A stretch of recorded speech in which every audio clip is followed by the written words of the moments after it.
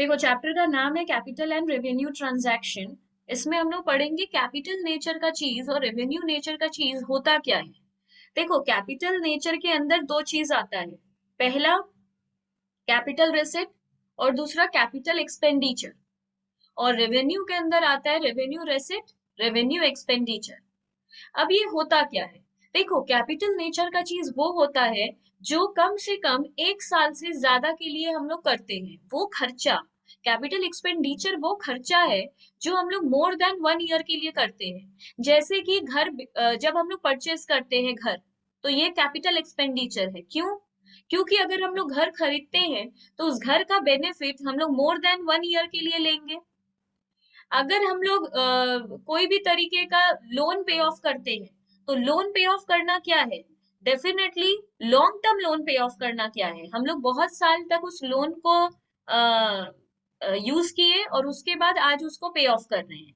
तो इस तरीके की सारी चीजों को हम लोग कैपिटल बोलते हैं, जो एक साल से ज्यादा टाइम के बाद के लिए हम लोग पे कर रहे हैं। जैसे घर खरीदना, जमीन खरीदना, फर्नीचर खरीदना, which is long term in nature. और रेवेन्यू एक्सपेंडिचर होता है जो हर महीना, हर क्वार्टरली, हर हाफ ईयरली, मतलब एक साल में बहुत बार होता है, या फिर हर साल करना ही होगा।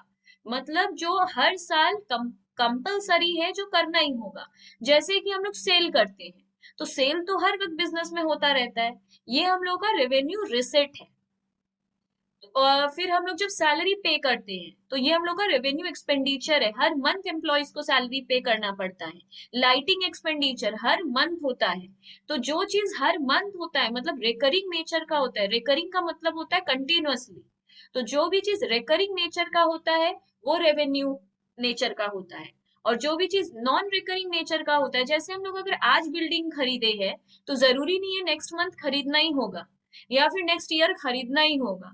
ये हम लोग नॉन रिकरिंग होता है, कंटिन्यूअसली करना जरूरी नहीं है, जब लगे तब करो।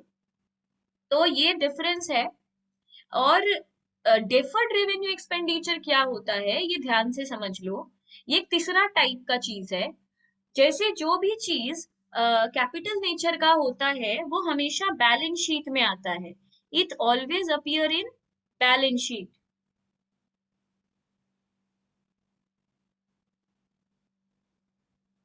और जो भी चीज रेवेन्यू नेचर का होता है, ये हमेशा पीएल में आता है।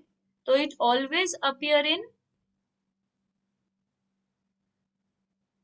पीएल। मतलब जो भी चीज, जैसे हम लोग बिल्डिंग खरीदते हैं या कोई भी फिक्स्ड एसेट खरीदते हैं, तो हमेशा बैलेंस शीट में जाकर लिखते हैं। पर हम लोग सैलरी पे करते हैं, लाइटिंग एक्सपेंस देते हैं, रेंट देते हैं, या रेंट रिसीव करते हैं, कमीशन रिसीव करते हैं, इंटरेस्ट रिसीव करते हैं, डिविडेंड रिसीव करते हैं, तो इन सबको हम लोग जाकर पीएल में लिखते हैं। क्योंकि रेवेन्यू नेचर का चीज हमेशा पीएल में आता है। पर अगर हम लोग कोई भी चीज कैपिटल नेचर का करते हैं, जैसे लोन लेना, लोन देना, फिक्स्ड एसेट खरीदना, फिक्स्ड एसेट बेचना, ये सारा चीज का एडजस्टमेंट हम लोग बैलेंस शीट में करते हैं। क्योंकि कोई भी कैपिटल नेचर का चीज हमेशा बैलेंस शीट को डील करता है, कोई भी रेवेन्यू नेचर का चीज हमेशा पीएल को डील करता है। पर डेफर्ड रेवेन्यू एक्सपेंडिचर एक मिड वे है, जिसमें कैपिटल नेचर भी घुसा हुआ है, रेवेन्यू नेचर भी घुसा हुआ है। तो कोई भी पूछे डेफर्ड रेवेन्यू एक्सपेंडिचर क्या है, तो हम लोग कहते हैं ये एक ऐसा एक्सपेंस है जो हम लोग इस साल के लिए तो किए ही हैं, बट आने वाले कुछ सालों के लिए भी उसका बेनिफिट मिल रहा है। जैसे कि क्या? Advertisement expenditure. हम लोग देख सकते हैं टीवी में जो एडवर्टीजमेंट आता है, वो, सोचो, मेरे को अपने प्रोडक्ट का टीवी में ऐड देना है। तो ये एडवर्टीजमेंट का पेमेंट मंथली मंथली नहीं होता है, या ईयरली नहीं होता है। एडवर्टीजमेंट टीवी में दिखाने का एक कॉन्ट्रैक्ट होता है कि 10 करोड़ लो और मेरा एड को 10 साल तक टीवी पे दिखाओ। तो हम अभी पे किए हैं 10 करोड़, और कितने साल तक मेरा एड आएगा टीवी पे? 10 साल तक। तो मेरा एक साल का एक्सपेंस कितना है? 1 crore.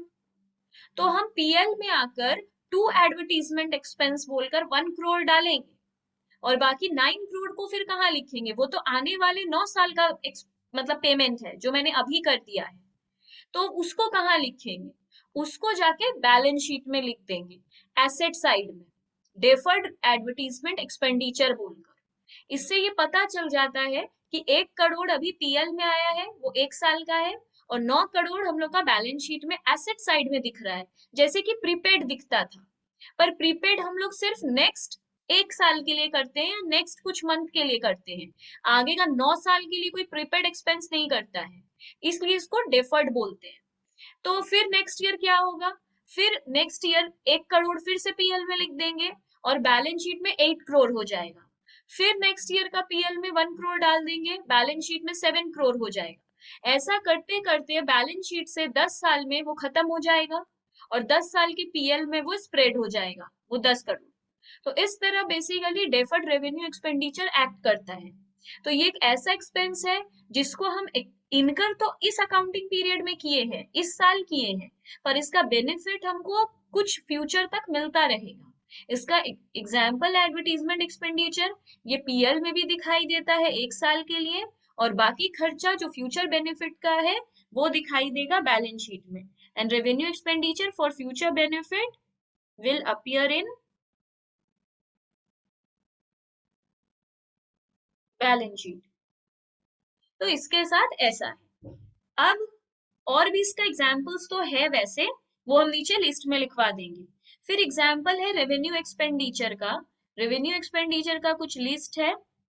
Salary and wages paid to employ, क्यों रेवेन्यू है ये? रेवेन्यू मतलब हर महीना या हर साल इनकर करना ही होगा।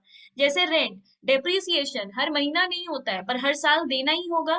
कंज्यूमर, ये कंज्यूमेबल स्टोर होगा। कंज्यूमेबल स्टोर मतलब होता है जो रॉ मटेरियल होता है, जो हम लोग स्टोर करके रखते हैं। तो ये रॉ मटेरियल हर वक्त खरीदना होगा, तभी तो प्रोडक्शन करेंगे। Inventory of raw material, WIP, finish goods, ये सब हर बार खरीदते रहना होगा। इंश्योरेंस प्रीमियम हर महीना भरो या फिर हर साल भरो, भरना ही होगा।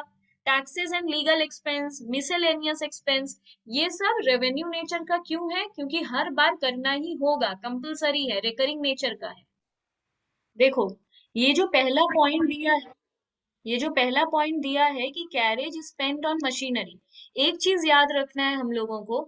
जैसे कि हम लोग कोई भी जैसे एसी खरीद कर लाते हैं, तो एसी सोचो 40,000 का है, और एसी को इंस्टॉल करवाना पड़ता है, एसी सिर्फ खरीदने से नहीं होता है।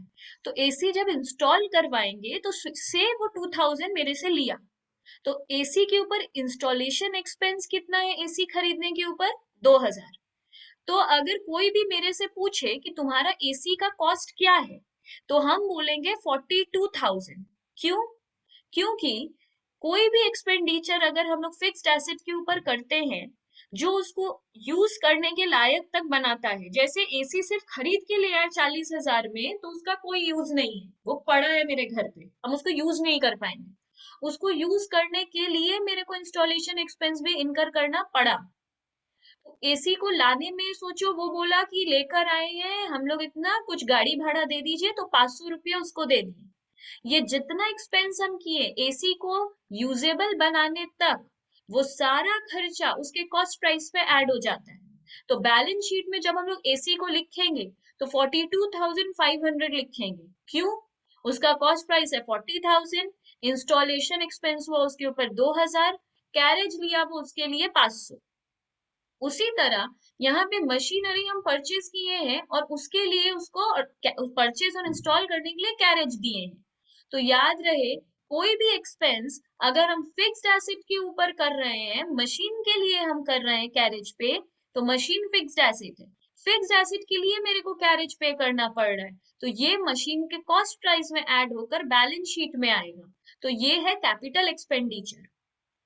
हेवी एडवर्टीजमेंट कॉस्ट क्या है? हम अभी लिखवाएं, advertisement cost deferred revenue expenditure है, क्योंकि हम अगर अभी एडवर्टीजमेंट पे किए हैं, एडवर्टीजमेंट के लिए पे किए हैं, तो उसके लिए हम बार बार हर साल उसको कैपिटल ये बैलेंस शीट में भी लिखेंगे। इसलिए एडवर्टीजमेंट कॉस्ट हमेशा डेफर्ड रेवेन्यू है, पीएल में भी आएगा इस साल के लिए, बाकी बचे हुए साल का बैलेंस शीट में आएगा। तो ये डेफर्ड है। तीसरा है 200 paid for servicing the company vehicle. हम लोग कंपनी के व्हीकल को जस्ट सर्विसिंग करवा रहे हैं, तो अगर सर्विसिंग करवा रही है तो वो रेवेन्यू एक्सपेंडिचर है, क्योंकि हम उसको पहले से ही यूज कर रहे थे, अभी सिर्फ सर्विस करा रहे हैं। तो कार सर्विस कराना, मशीन सर्विस कराना, ये हमेशा रेवेन्यू एक्सपेंडिचर है, क्योंकि हम लोग टाइम टू टाइम हर चीज का सर्विस कराते रहते हैं। वो वाटर प्यूरिफायर हो, कार हो, मशीन हो, हर चीज हम लोग टाइम टू टाइम सर्विस कराते रहते हैं।